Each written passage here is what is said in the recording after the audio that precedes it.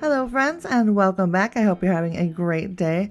I'm going to be bringing you along as I work on my bedroom to give it a refresh in a vintage cottage style, which I'm very excited about. I'll also be adding a brand new mattress courtesy of Molblly, who is sponsoring today's video. And finally, this vintage bench will be getting a makeover. There's a lot to do today and I hope you'll join me. Let's get started.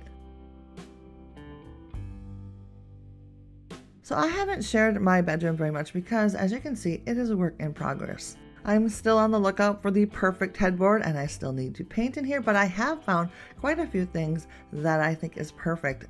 Like this vintage dresser that we're using as a nightstand. I also found one for my side of the bed, which I'm absolutely in love with. This desk I've had around for a long time, but I recently found the chair and gave that a makeover. I also found this lovely lampstand. It's a combination of brass and marble table, and I think it is so pretty. This chair got a makeover as well, and then I tucked it in next to the lamp to create a nice cozy seating area in the corner. And lately I've been obsessed with wall sconces. I found this brass one, which is so gorgeous. I also picked up this one here in the corner. It's supposed to be a hardwired, but instead I'm just using it with a candle in it, and it works perfectly. So as you can see, the room has got some great bones. It just needs a little more character. So that's what we're going to add today. So this whole refresh started a couple weeks ago with these vintage sheets. They have all the colors that I want to use in my room, the reds, the yellows, blues, and greens. And I've been wanting to make it into a lightweight quilt for the summer, but I'm running out of time. So instead, it popped into my head to use them as curtains for the remainder of the summer, which is exactly what I did. I attached some curtain clips to the top hem and just hung them up, and it works perfectly. I believe the sheets are a double size, so they're a little bit long, so I'm just letting the extra fabric pool on the floor, and I think this turned out really nice. I really am enjoying the pop of color that they bring to the room. So the curtains really started getting the ball rolling for me in this room. So the next day, I dug out these two thrifted vintage prints to hang up in this corner to create a small gallery wall. I had already hung up this vintage mirror, which I think is absolutely gorgeous, and then I paired it with this print that I found at an antique store, which I love so much. Both items made a great start for the idea I had for this space, so I'm going to just rearrange things and see how it turns out.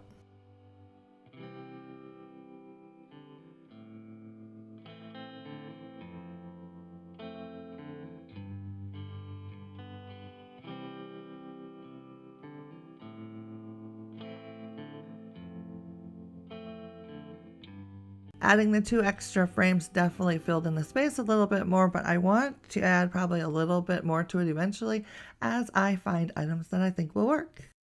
Next, I'm going to tackle the top of my dresser. I have two vintage jewelry boxes, a couple old pictures, and a candle holder, which I think makes a great base, but I definitely think we could improve on it by adding just a few more items, starting with this bowl of simple white roses. They are faux, and it just adds a nice little touch to the area. I'm going to also add this gorgeous floral tin and a vintage clock.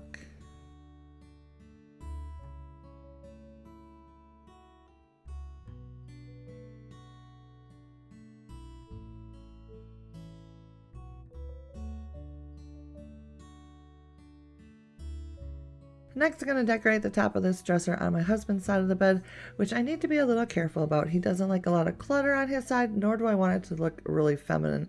But I'd also like to add a little character. I already have placed a lamp and this really fun picture of a vintage truck, and of course, the essential alarm clock.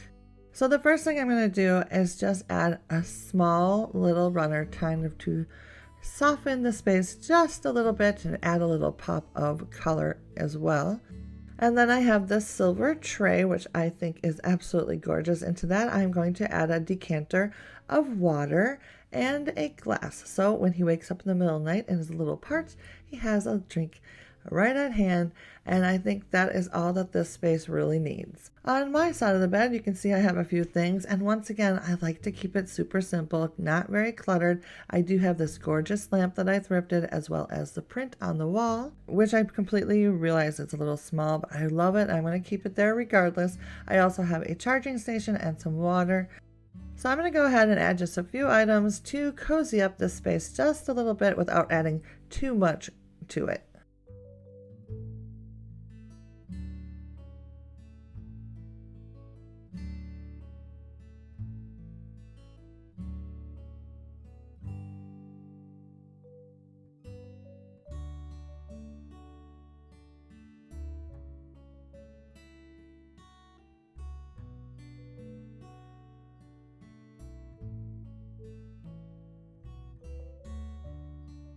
Next, it was time to install the Molblly mattress on my bed. I enlisted the help of two of my kiddos. They carried it up to the room, got it all unpackaged for me, which was such a big help because it is a king-size bed and it's rather heavy. It's definitely not a one-person job.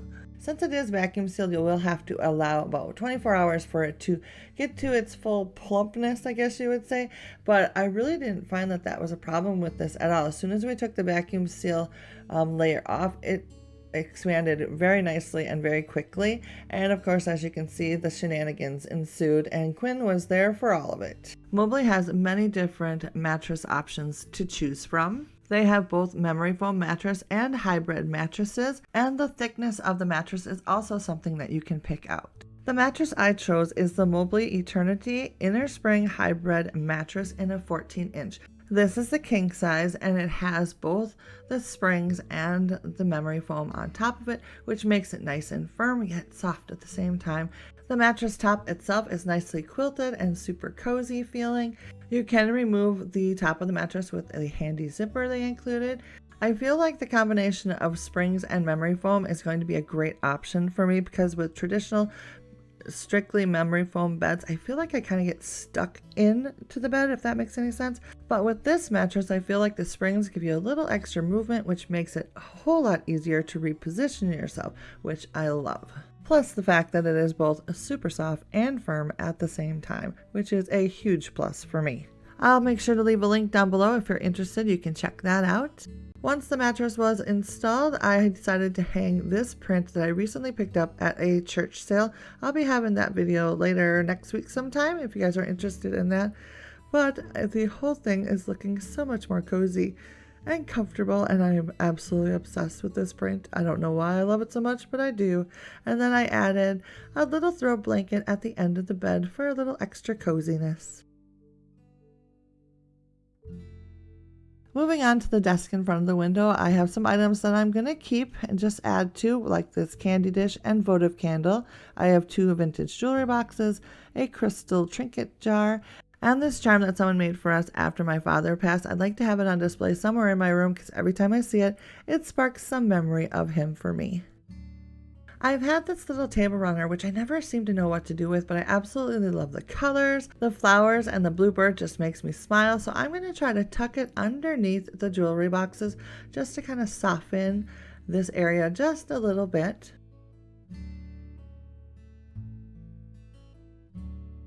Then I'm going to add a faux flower arrangement in this vintage vase.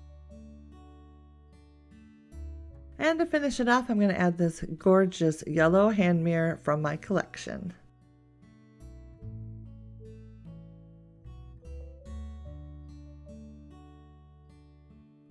And then moving on to the fireplace, I'm going to give this area a little attention as well. I already have placed this vintage clock, which is one of my favorites. And off to the side, I'm going to add another jewelry box. I realize I'm using a lot of jewelry boxes, but I love collecting them and I love displaying them, so I'm just going to roll with it. On the other side, I'm going to add this sweet collection of blue vintage books, and then I have this little figure, which I think is so adorable. I also have this planter, which I am totally obsessed with. I think she is absolutely gorgeous.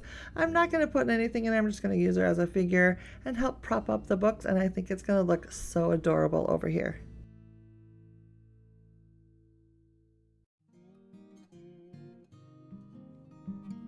And with that section done, I feel like the room is finally starting to come together, but I have one more thing to do, and that is to give this little bench that I found at the thrift store for under $30, you guys, a makeover.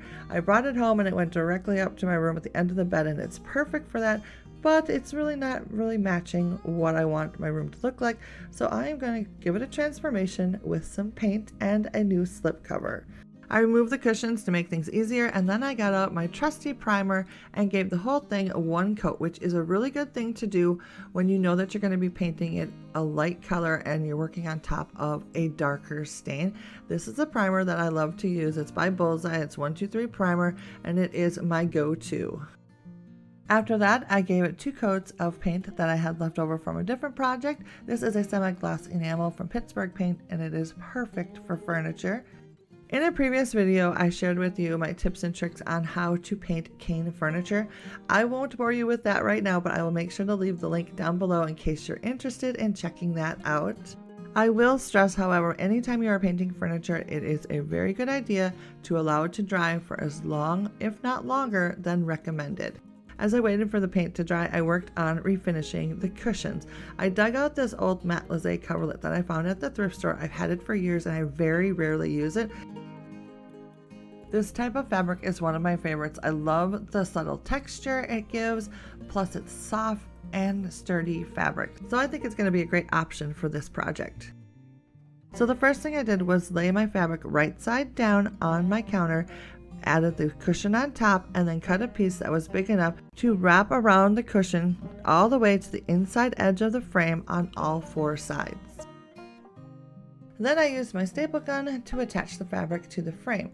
Now, the way I did this was attached 1 or 2 staples on one long side of the cushion first, and then I repeated the process on the opposite long side of the cushion. Then I flipped the whole thing right side up to make sure that I didn't have any wrinkles or bubbles in the fabric and that it was pulled nice and tight. And then I repeated the process on the 2 short ends of the cushion as well, double checking that I didn't have any more bubbles or wrinkles before going ahead and attaching the rest of the fabric with the staples.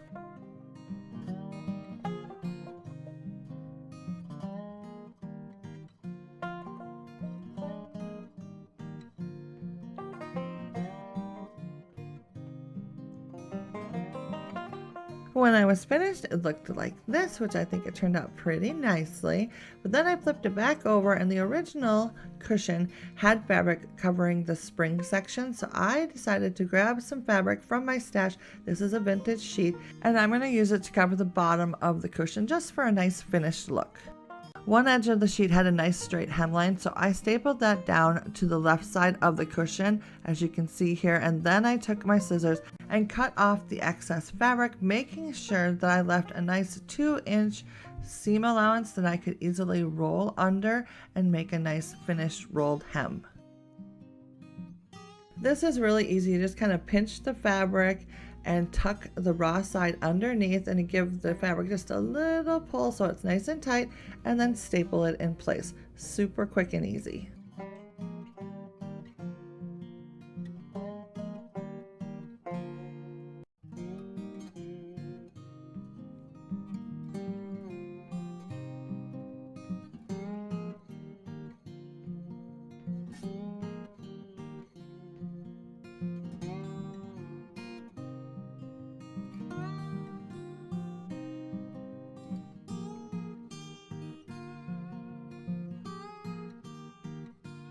And when I was done, it looked like this. I really like the little pop of floral underneath. I think it's kind of fun.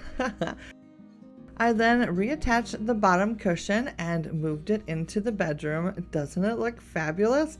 I still need to add the back cushion, which I finished up, but I totally forgot to film. I'm sorry about that.